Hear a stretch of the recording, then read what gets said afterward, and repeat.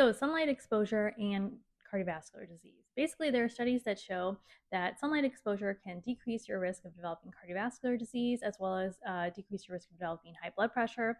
And that is thought to be due to the alignment of your circadian rhythms and keeping your vitamin D levels in the normal range with sunlight exposure.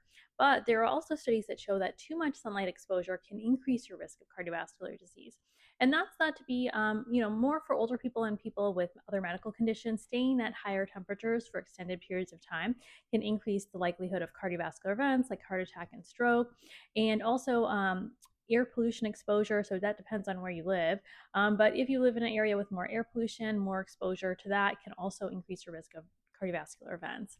And so, basically, what is the minimum amount of time that would be beneficial?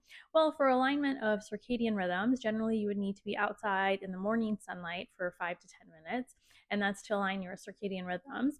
And then for vitamin D levels, generally you would need to be outside around noontime or afternoon when it's sunny, and it depends on your skin color. So it could be anywhere from 5 minutes to 25 minutes, depending on if you're light skinned or darker skinned. Darker skinned people generally need to be outside for an increased number of minutes to get their vitamin D levels to a normal range. Now, definitely, if you have any risk for skin cancer, any additional risk factors or complications for air pollution, like if you have lung conditions like asthma and so forth, you definitely should discuss it with your primary care provider.